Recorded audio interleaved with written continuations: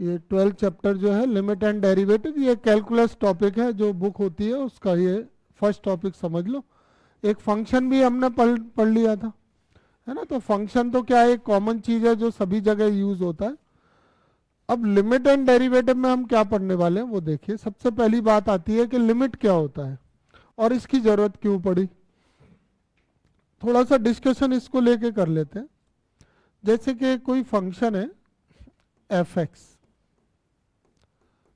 और उसकी वैल्यू है 1/x-2। अब हम जब भी ऐसा कोई फंक्शन देखते हैं जिसके डिनोमिनेटर में कोई वेरिएबल आ रहा है, इक्वेशन आ रही है, तो अगर मैं आपसे पूछूं कि f2 की वैल्यू बताओ, f ऑफ 2, इसका मतलब क्या है, इसमें x क्या रखना है, 2। तो ये 1/0 हो जाएगी, जिसको हम क्या कहते हैं, नॉट डिफाइंड। और ऐसे बहुत सारे फंक्शन होंगे, एक तो होगा नहीं।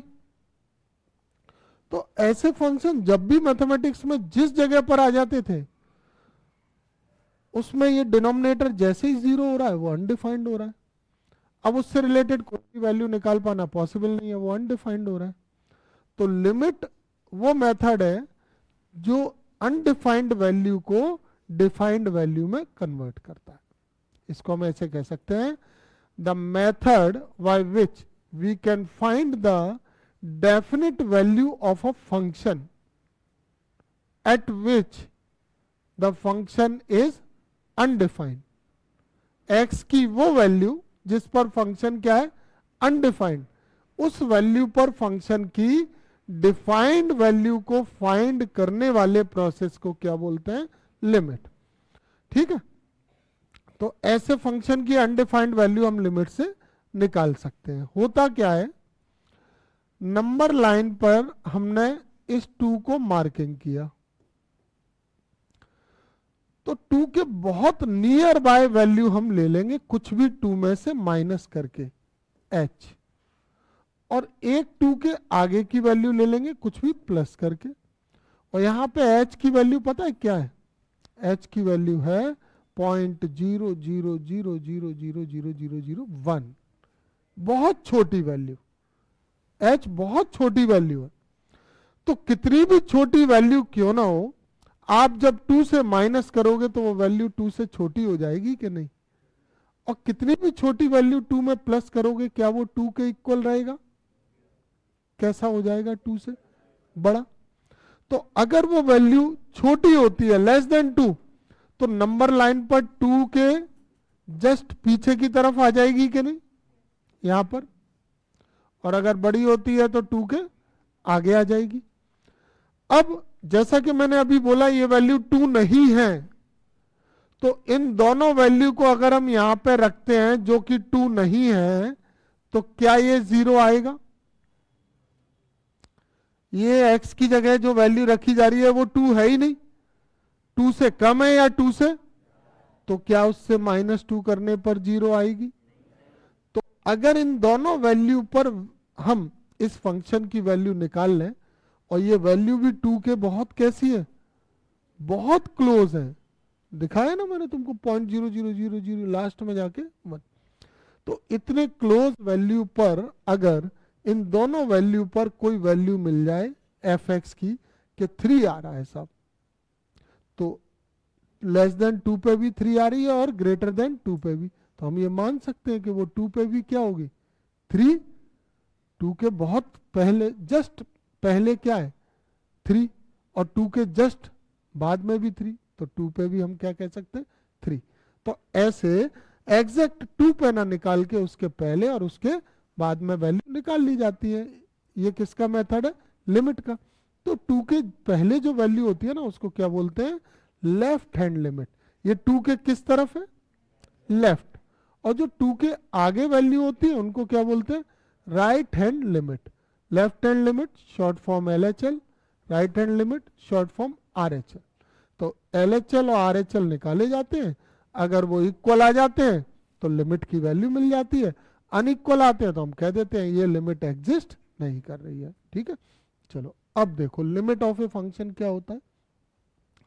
Limit of a function F x, x की कोई वैल्यू है a, तो x की उस वैल्यू को फंक्शन में रखने पर जो वैल्यू हमें फंक्शन की मिलती है, जैसे यहां पर एक वैल्यू मिल रही है, जैसे x a के नियर बाय होता जाए और fx की वैल्यू किसी गिवन वैल्यू के क्लोज होती जाएगी l के, जैसे x approaches to a from any side, then the value of fx becomes nearer to l, then l is called the limit of the function fx.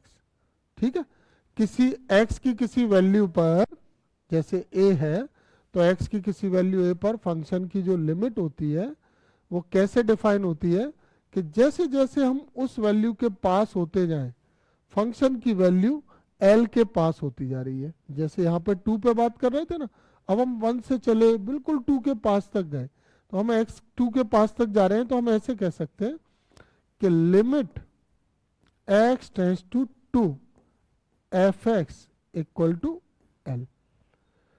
जैसे जैसे हम 2 के नियरर हो रहे हैं, अप्रोच कर रहे हैं 2 को, fx की वैल्यू मान लीजिए, वैल्यू तो अभी कोई पता नहीं है, मान लीजिए fx की वैल्यू क्या आ रही है l, तो इस l को ही क्या बोलेंगे, फंक्शन की लिमिट। ठीक है, लिमिट की डेफिनेशन समझ में आ गई। लिमिट का ये रिप्रेजेंटेशन का मेथड है, इसको कैसे पढ़ते हैं, इसको पढ़ते हैं limit x tends to a, limit x tends to a fx equal to l। ठीक है, तो x a को अप्रोच कर रहा है, x a को अप्रोच कर रहा है, तो फंक्शन की वैल्यू किसके इक्वल हो रही है, l के, उस वैल्यू को ही फंक्शन की क्या बोलते हैं, लिमिट। ठीक है,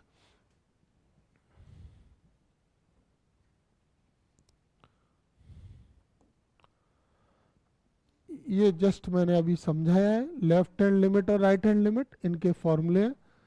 जैसे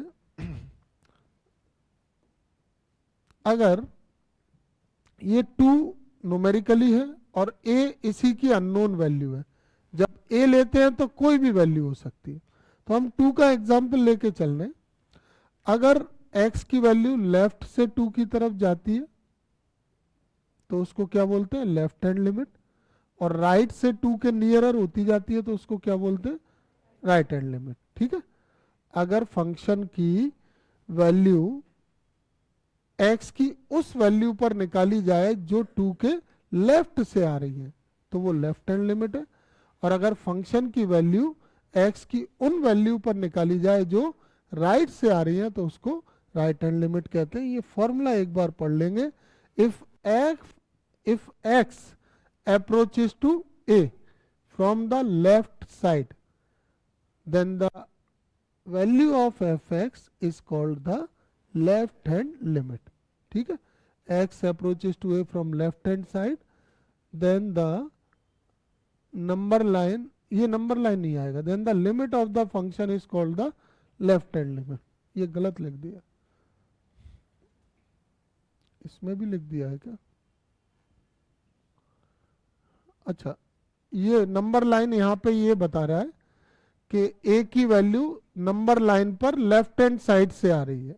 जैसे ये मैंने नंबर लाइन बनाई ना, उस नंबर लाइन को बता रहे हैं कि अगर x की वैल्यू 2 पर नंबर लाइन पर 2 के लेफ्ट साइड से आ रही है तो लेफ्ट हैंड लिमिट, और नंबर लाइन पर 2 के राइट साइड से आ रही है, ले रहे हैं, तो वो क्या होगी, राइट हैंड लिमिट। ठीक है, ये 2 फॉर्मूले होते हैं। लेफ्ट हैंड लिमिट में जैसे कि तुम देख रहे हो माइनस होता है, तो लिमिट पे लगा है माइनस fx, और इसी का एक फॉर्मूला ये भी है, limit h tends to 0 f of a minus h, और राइट हैंड लिमिट में क्या लगता है, लिमिट पे प्लस fx, या इसका एक सेकंड फॉर्मूला भी होता है, limit h tends to 0 f of a plus h। Left hand limit के लिए माइनस आएगा, राइट हैंड लिमिट के लिए प्लस आएगा। ये नंबर है, लेफ्ट से आओगे तो माइनस के करके ही आओगे, और राइट में जाओगे तो इसमें प्लस करके, इसलिए RHL में प्लस चलता है और LHL में माइनस। मान लो ये वैल्यू 2 है, नंबर लाइन पर ये वैल्यू 2 है, अगर आप x की ऐसी वैल्यू रखो जो 2 के नियर होती जाए, और वो किस तरफ से आ रही है, राइट साइड से। तो इसी फंक्शन में दो तरह की वैल्यू रखी जा सकती है, एक 1.9, 1.99, 1.999, ये सारी वैल्यू कैसी है, 2 से छोटी, और 2 के किधर होंगी, लेफ्ट साइड में। तो जब इनको रख के फंक्शन की वैल्यू आती है उसको कहते हैं LHL। क्यों, लेफ्ट की वैल्यू ली है। और जब हम इसी में 2.01, 2.00001, ऐसे बहुत छोटी छोटी वैल्यू, लेकिन 2 से कैसी है, बड़ी, तो ये वैल्यू नंबर लाइन पर किधर होंगी, 2 के राइट साइड में। और इनको रख के जो फंक्शन की वैल्यू आएगी, जो फंक्शन की लिमिट आएगी, उसको क्या बोलते हैं, RHL। यही चीज जो मैं 2 से समझा रहा हूं, इसमें किससे रिप्रेजेंट की गई है, A से।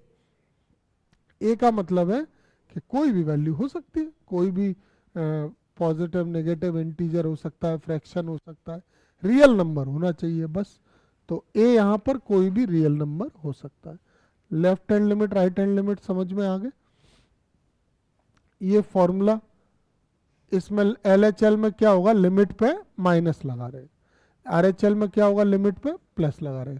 और ये H के टर्म्स में, जैसे A पर चेक कर रहे होंगे तो A माइनस H कर देंगे, और RHL को A पर निकाल रहे होंगे तो A प्लस H। जैसे 2 पर कर रहे हैं तो LHL में 2 माइनस H और RHL में 2 प्लस H। ठीक है। अब क्या है, existence of function.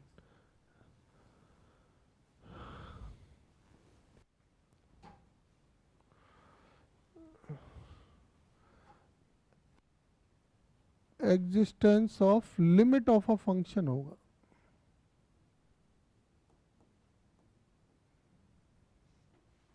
Existence of limit,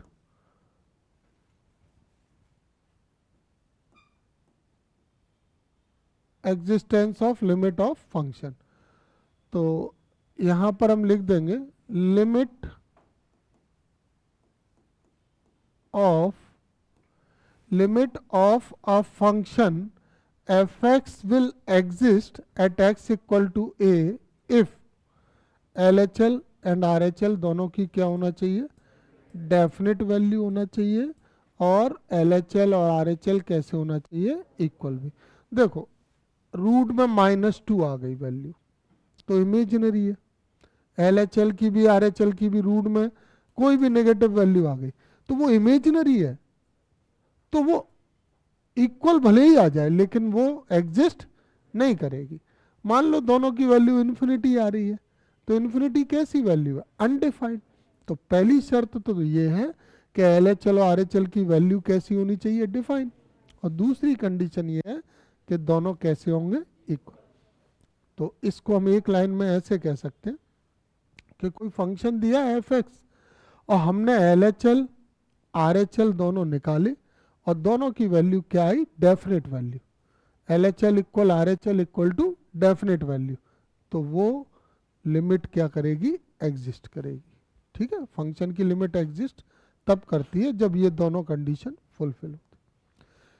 ये कुछ अनडिफाइंड फॉर्म है, जिस फॉर्म में क्वेश्चन आ जाते हैं, फंक्शन आ जाते हैं, और इस फॉर्म में आने पर ही लिमिट को हम अप्लाई करके उनको सॉल्व कर देते हैं। तो फॉर्म कौन कौन सी है, जैसे 1/0 इन्फिनिटी या 1/0 एक ही बात है, 0/0 infinity upon infinity, infinity minus infinity, 1 की power infinity, infinity into infinity, और ये 0 इंटू 0। एक 0 इंटू इन्फिनिटी भी अनडिफाइंड होता है, 0 इंटू इन्फिनिटी भी अनडिफाइंड होता है। ठीक है, ये ध्यान रखना, इसमें लिखा नहीं है, ये 0 इंटू इन्फिनिटी ये अनडिफाइंड ही होती है ना। एक तरह से इन्फिनिटी 1/0 होता है ना, तो इन्फिनिटी 1/0 होगा तो वो 0/0 ही फॉर्म तो है ये, तो ये अनडिफाइंड है। ठीक है, इसमें यहाँ इन्फिनिटी ही होना चाहिए था, मैं बताऊँ 0 इंटू 0 नहीं होगा, यहाँ पे क्या आएगा, ये काट दो और इसकी जगह 0 इंटू इन्फिनिटी। ठीक है, तो ये कुछ अनडिफाइंड फॉर्म है, लेकिन तुम जो अपनी बुक में तुम्हारे सिलेबस में जो क्वेश्चन है वो ये तीनों फॉर्म के मिलेंगे, फर्स्ट, सेकंड और थर्ड। हाँ, अब आ जाओ थ्योरम ऑन लिमिट। लिमिट की कुछ थ्योरम क्या है, प्रॉपर्टी है एक तरह से, कि अगर कोई फंक्शन प्लस माइनस में हो या मल्टीप्लाई में हो या डिवाइड में हो, इन चारों केसेस में अलग अलग लिमिट लगा सकते हैं। प्लस माइनस में हो गए टू फंक्शन प्लस माइनस में, तो एफ एक्स की लिमिट अलग और जी एक्स की लिमिट अलग। मल्टीप्लाई में है तो भी एफ एक्स और जी एक्स को लिमिट। डिवाइड में अगर है तो न्यूमरेटर को लिमिट और डिनोमिनेटर को लिमिट। बस इसमें एक शर्त है, डिनोमिनेटर जीरो नहीं होना चाहिए, अनडिफाइंड हो जाएगा नहीं तो। और अगर कोई कांस्टेंट आता है, जैसे एक्स में कोई फंक्शन है, इक्वेशन है, साइन एक्स, लॉग एक्स, कुछ भी है, और उसके साथ कोई कांस्टेंट टर्म आ रही है, 2k 1/3 कुछ भी, तो उस कांस्टेंट को क्या कर सकते हैं, लिमिट से बाहर आगे। लिमिट में कांस्टेंट होगा तो उस कांस्टेंट को लिमिट से निकाल सकते हैं। ठीक है,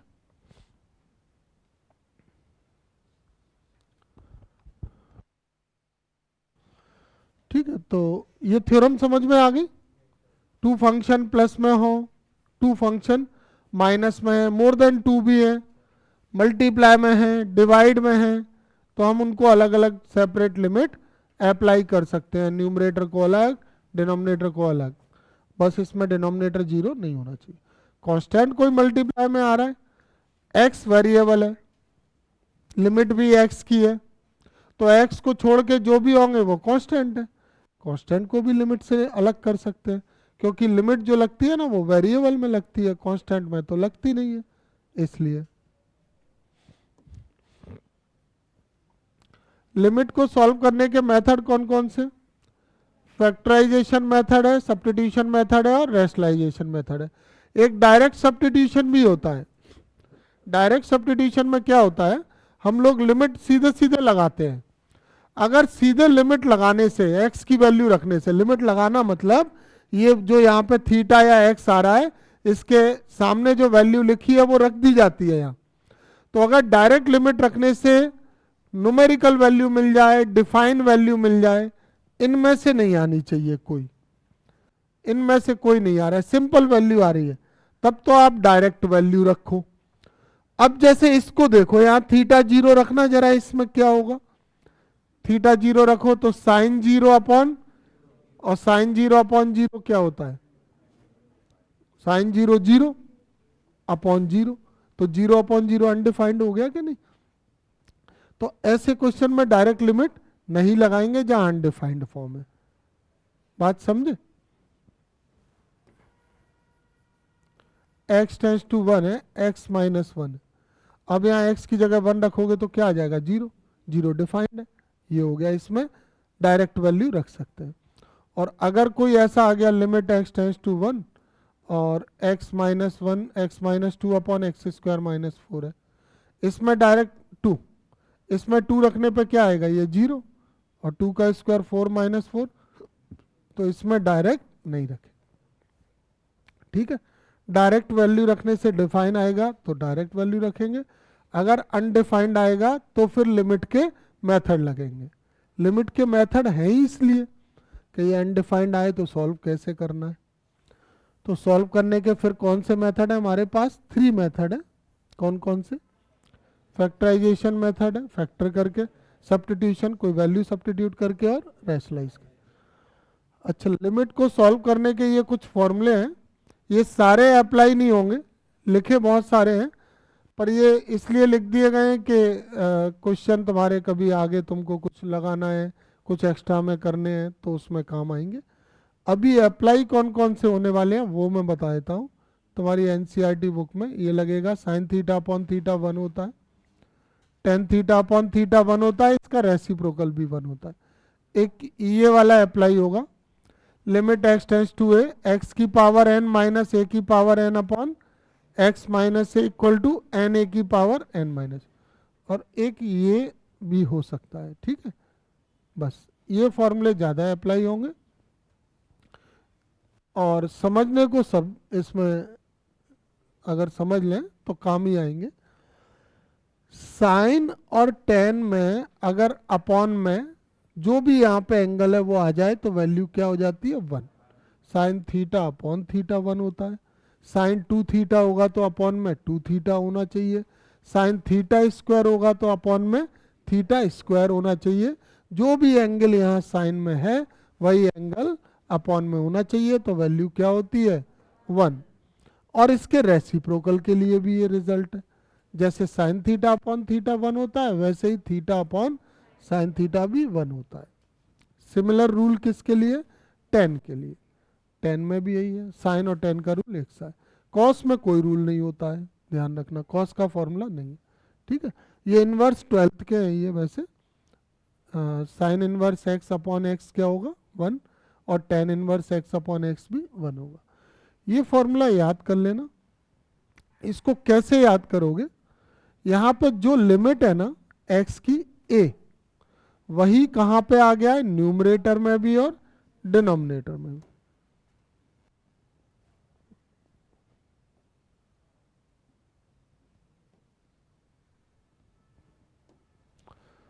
तो जो x की लिमिट वाली टर्म है वो न्यूमरेटर डिनोमिनेटर दोनों में होना चाहिए, और न्यूमरेटर में दोनों की पावर कैसी है, सेम, n, और डिनोमिनेटर में पावर कितनी है, 1 दोनों की। तो इसका सीधा रिजल्ट इससे बनता है, देखो जैसे limit x tends to a, x की पावर n माइनस ए की power n upon x minus a है। तो इसमें फॉर्मूला बना लेते हैं, इसकी पावर को आगे ले लेंगे और पावर में से -1, ठीक है। ये a भी कांस्टेंट है और n भी कांस्टेंट है। तो फॉर्मूला a की पावर n में कैसे बना लिया, पावर को आगे ले आए और पावर से -1, ठीक है। e की पावर x -1 अपॉन एक्स, जो e पे पावर है वही अपॉन में भी है, तो वैल्यू क्या है, 1। a की पावर में टर्म है x -1 अपॉन में भी x, तो वैल्यू क्या है, log a, log a का बेस e। ये इन्फिनिटी लिमिट वाले फॉर्मूले हैं। अगर x की लिमिट इन्फिनिटी है तो ब्रैकेट के अंदर 1 + 1 अपॉन एक्स या 1 + लैम्डा अपॉन एक्स। तो जब 1 अपॉन एक्स आएगा तो उसका रिजल्ट क्या होगा, e की पावर 1, और जब लैम्डा अपॉन एक्स आएगा तो रिजल्ट क्या होगा, e की पावर लैम्डा। ये समझ लो ये 8 वाला 9 से ही आया है। जैसे फॉर्मूला e की पावर लैम्डा होता है और लैम्डा की वैल्यू क्या है, 1, तो ये क्या हो जाएगा, e की पावर 1, ठीक है। 1 प्लस यहाँ पे जो x के न्यूमरेटर की वैल्यू है वो कहाँ जाएगी, e के पावर में, और इन दोनों पे होल पावर क्या होनी चाहिए, x। अच्छा, अगर 1 अपॉन एक्स नहीं है, x है, तो यहाँ 1 अपॉन एक्स है तो पावर में x है। इसमें इंटरचेंज हो गया, अंदर क्या हो गया, x, और पावर में क्या हो गया, तो भी वैल्यू क्या होगी, e। और ये फॉर्मूला इसके जैसा ही है। जैसे e पे पावर x -1 अपॉन एक्स है तो 1, ऐसी log में 1 प्लस क्या है, x, तो अपॉन में x है तो भी वैल्यू 1। समझा, मैंने सारे दिए, पर जिन पे मैंने टिक लगाया हुआ है ना वो यूज होंगे क्वेश्चंस में, अप्लाई होने वाले ये है एनसीईआरटी की बुक में, ठीक है। ये इन्फिनिटी वाला फॉर्मूला है, ये जीरो लिमिट वाला है, इसको ध्यान रखना। और लिमिट जो लिखी है ना वही होनी चाहिए, तभी फॉर्मूला अप्लाई होता है।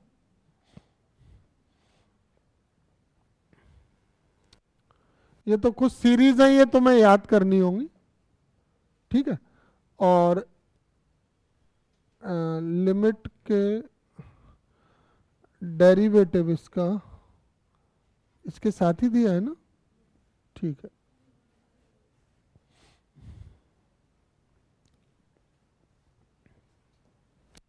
देखो जैसे लेफ्ट हैंड लिमिट को समझा है ना, ऐसे ही लेफ्ट हैंड डेरिवेटिव को समझ ले। डेरिवेटिव या लेफ्ट हैंड डेरिवेटिव कैसे निकाला जाता है, अगर कोई भी फंक्शन एफ एक्स हमको दिया जा रहा है, वो रियल वैल्यूड फंक्शन है, तो उसके लेफ्ट हैंड डेरिवेटिव का formula limit h tends to 0 f of a minus h minus f a upon minus h. ध्यान रखना यहां माइनस है दोनों जगह, किसके लिए? लेफ्ट हैंड डेरिवेटिव के लिए। इसी को एल एफ डैश ए भी बोलते हैं, इसको एल एफ डैश ए।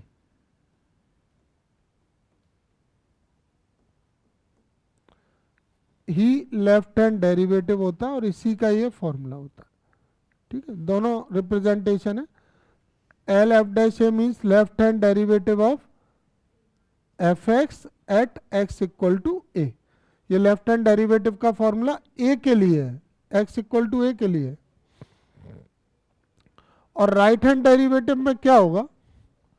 राइट हैंड डेरिवेटिव में फॉर्मूला हो जाएगा limit h tends to zero f of a plus h minus f a upon H.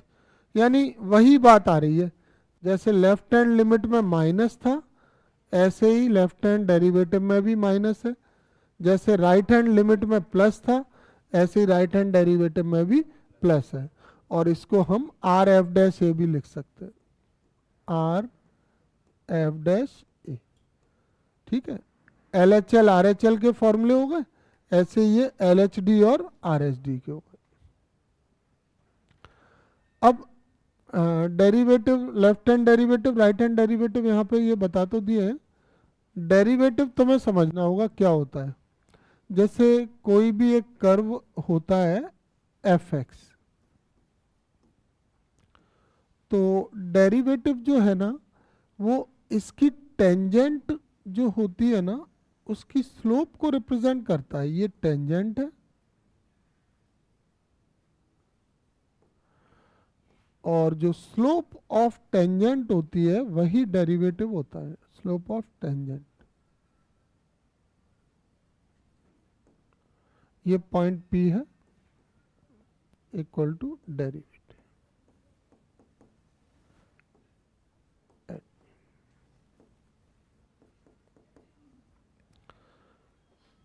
इसका मतलब ये हुआ कि डेरिवेटिव ये डिसाइड करता है कि किसी पॉइंट पर कर्व बन रहा है या नहीं बन रहा है, कर्व का कॉर्नर आ रहा है या कर्व घूमकर आ रहा है, या कर्व वहां पे ब्रेक तो नहीं है ना। ये तीन चीजें हमें पता चल जाती हैं।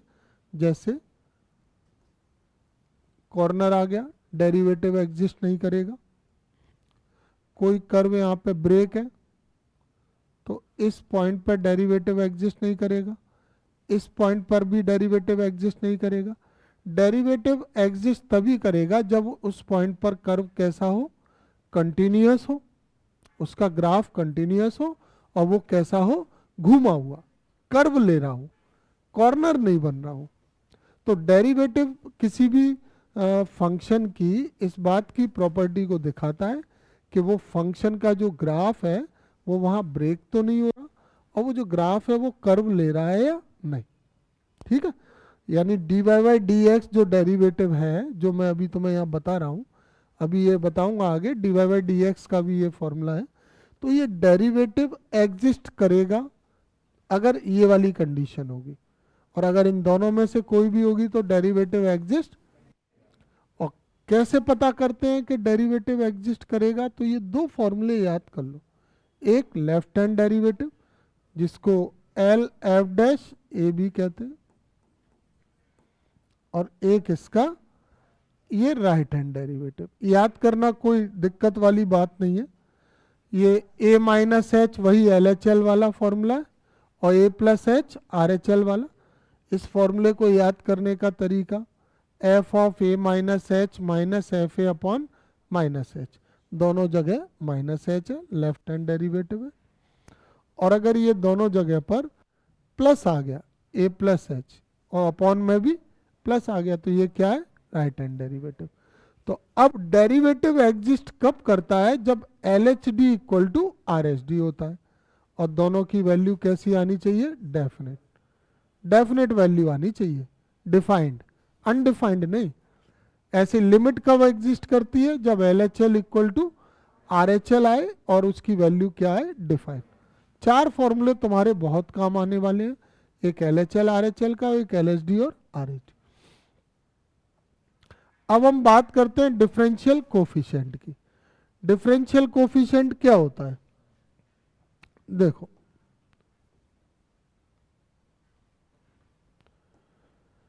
किसी फंक्शन का डेरिवेटिव फाइंड करने का, जो है ये एलएचडी और आरएचडी है ना, इन्हीं का डेरिवेटिव फाइंड करने का, जो जैसे एलएचडी आरएचडी पता कर लिया, इक्वल आ गए, तो पता है वो डेरिवेटिव उसका एग्जिस्ट करेगा। अब वो डेरिवेटिव निकालने वाला जो मेथड है उसे डिफरेंशिएशन कहते हैं, और डिफरेंशिएशन करके जो टर्म आती है उसको क्या बोलते हैं? Differential coefficient. किसी भी function y equal to f x का जो डिफरेंशियल कोफिशिएंट है उसको रिप्रेजेंट करने के सिंबल होते हैं dy by d x. D y by d x का मतलब है derivative of y with respect to x, या फिर इसको एफ डैश एक्स भी कहते हैं, और इसको y1 भी बोलते हैं, और इसको y डैश भी बोलते हैं। ये सभी डेरिवेटिव ऑफ y हैं विथ रेस्पेक्ट टू x। होता क्या है, जैसे टू वेरिएबल एक दूसरे से रिलेटेड है किसी मैथमेटिकल इक्वेशन से। For example, area of circle related to radius है by the formula a equal to pi r square. सबने पढ़ा है एरिया का फॉर्मूला पाई आर स्क्वायर। ये फॉर्मूले से ए और आर एक दूसरे से रिलेटेड है। अगर आप किसी सर्कल की रेडियस बढ़ाओगे तो एरिया बढ़ेगा कि घटेगा? इंक्रीज होगा। और रेडियस अगर उसकी छोटी है तो एरिया डिक्रीज होगा। तो जब हम, ये दोनों वेरिएबल हैं, ये दोनों वेरिएबल हैं, अगर मैं इसको वेरिएबल y ले लूं और इसको वेरिएबल x ले लूं, तो अब मेरी भाषा कुछ इस तरह से होगी कि मैं अगर x को इंक्रीज कर रहा हूं तो y भी इंक्रीज होगा, x को डिक्रीज कर रहा हूं तो y भी डिक्रीज। अब मान लीजिए x का जो इंक्रीमेंट है, जो इंक्रीमेंट वर्ड कब यूज होता है? इस वर्ड का मतलब है इंक्रीज और डिक्रीज दोनों। इंक्रीमेंट का मतलब ओनली इंक्रीज नहीं होता, इंक्रीमेंट का मतलब है change in the value of x. तो इनका जो इंक्रीज या डिक्रीज है वो डेल एक्स से रिप्रेजेंट करते हैं। जो इनका बहुत माइनर इंक्रीमेंट है इसको डेल एक्स, ठीक है। और ये जब हमने एक्स में किया है ना, ये इंक्रीमेंट किस में है? ये वाला एक्स में। अगर यही इंक्रीमेंट वाई में होगा तो ये क्या हो जाएगा? Del y. तो अब एक वेरिएबल को चेंज करने से दूसरा वेरिएबल किस रेशियो में इंक्रीज हो रहा है या डिक्रीज हो रहा है, इस वैल्यू को पता करने के लिए ही क्या फाइंड किया जाता है? Differential coefficient. और वो इनके रेशियो से आता है, del y upon del x. और जब इसमें लिमिट ले ली जाती है ना, डेल एक्स टेंड्स टू 0, यानी डेल एक्स की वैल्यू बहुत छोटी है, 0 की तरफ जा रही है, पर एक बात समझना जरा, ये टेंड्स टू 0 का मतलब है ये वैल्यू 0 नहीं होगी, लेकिन 0 के क्लोज जाएगी, जितनी भी पास तक जा सकती है। तो जब ये रेशियो लिया जाता है तो इसको हम कहते हैं rate of change of y with respect to x, और इसको फिर रिप्रेजेंट किससे कर देते हैं? D y by d x. तो अब हम कहाँ पहुंच गए? D y by d x पे। अब मैं केवल d y by d x की बात करूंगा। D y by d x क्या है? D y by d x है rate of change of y with respect to x. D y by d x में डिफरेंशियल कोफिशिएंट है y का x के रेस्पेक्ट में। अगर इसी को dx अपॉन dy कहें तो वो क्या होगा? dx अपॉन dy का मतलब है rate of change of x with respect to y। अच्छा, dy बाई dt क्या होगा? डेरिवेटिव में बोल के बताओ क्या होगा? Derivative of y with respect to t। और dt अपॉन dx क्या होगा? Derivative of t with respect to x। यानी डिनोमिनेटर में जो वेरिएबल आ रहा है वो ये बताता है कि उसके रेस्पेक्ट में डेरिवेटिव निकल रहा है, मतलब ये x के रेस्पेक्ट में, ये t के रेस्पेक्ट में। अगर d t upon d y लिख दें तो y के रेस्पेक्ट में, तो पढ़ने का तरीका d t by d y, d y by d x, derivative of t with respect to y। ठीक है, और इस डेरिवेटिव को ही क्या बोलते हैं? Differential coefficient. जहां भी मैं डेरिवेटिव वर्ड यूज कर रहा हूं वहां पर आप डिफरेंशियल कोफिशिएंट भी कह सकते हो। Differential coefficient of y with respect to x। ठीक,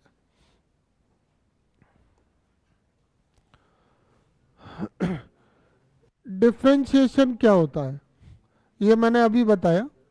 the method of finding the derivative और differential coefficient of a function is called the differentiation.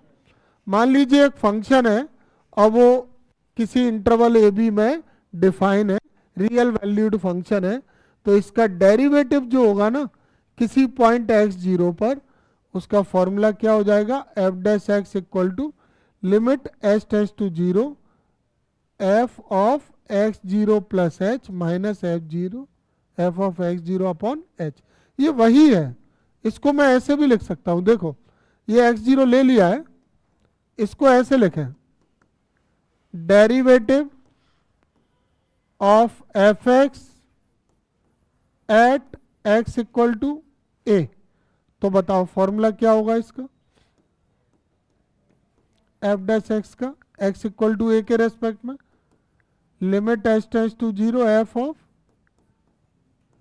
A plus h minus f x upon H.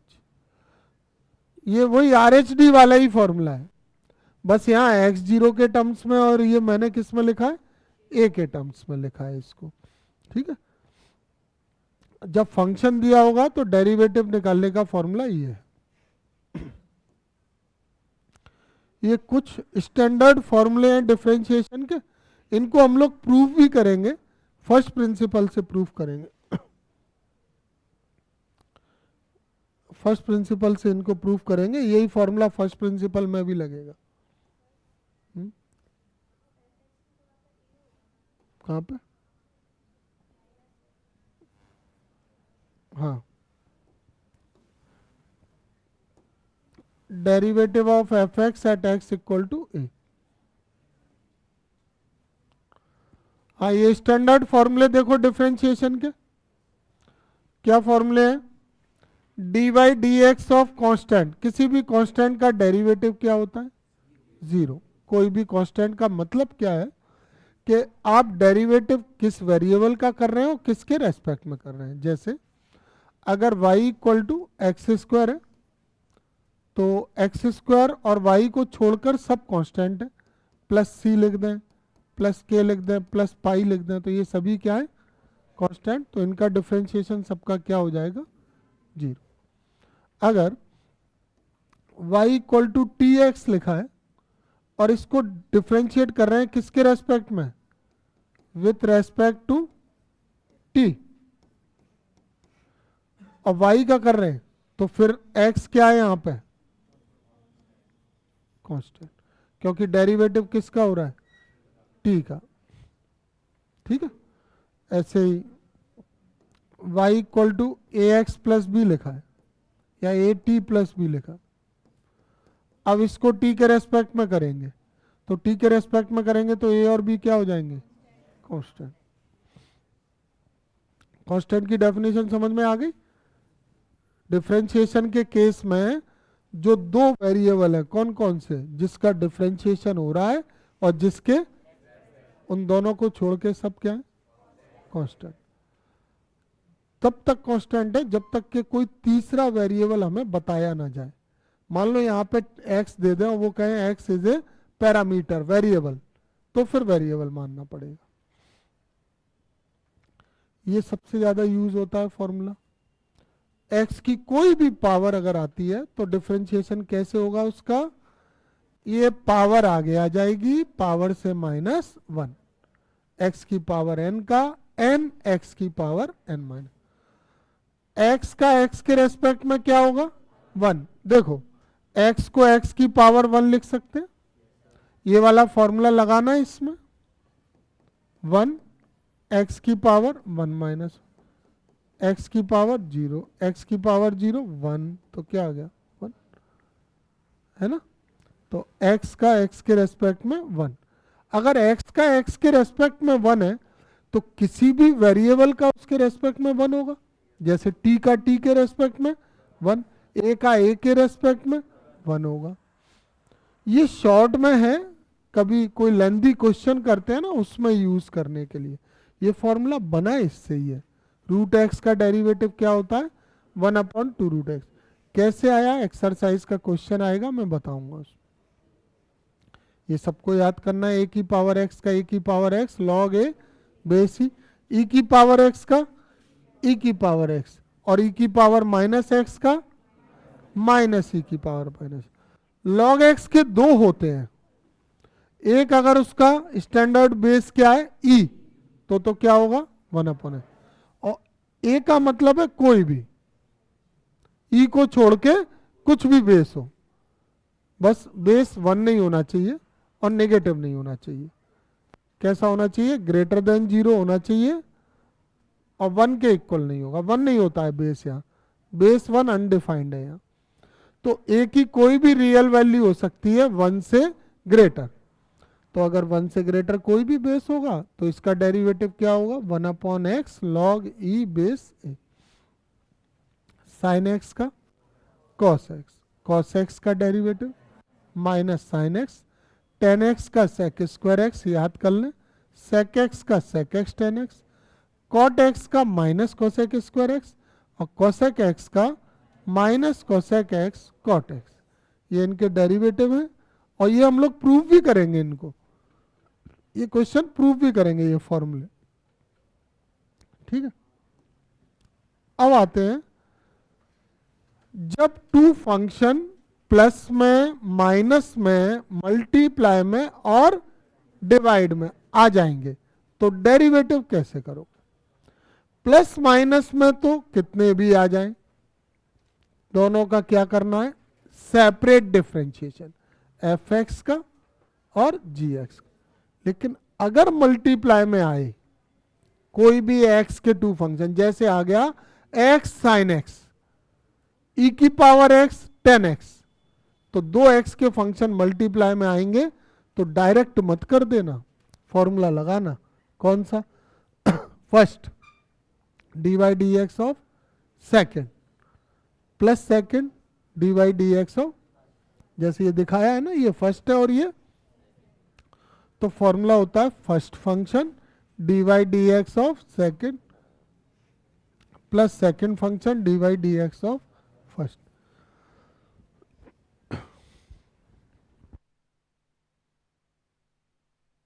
Divide में आएंगे, divide का मतलब क्या है, quotient means numerator और denominator.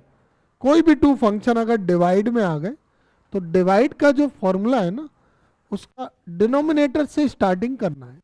Denominator में क्या है gx, तो denominator gx dy dx of numerator fx minus numerator fx dy dx of denominator gx और अपॉन में डिनोमिनेटर का स्क्वायर।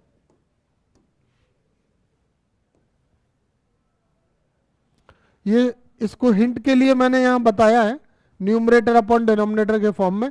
इसमें शर्त एक ही है, ये न्यूमरेटर भी x का फंक्शन होना चाहिए और डिनोमिनेटर भी। तो फॉर्मूला क्या होगा, denominator dy dx of numerator minus numerator dy dx of और अपॉन में डिनोमिनेटर का स्क्वायर। ये दोनों फॉर्मूले समझ में आ गए।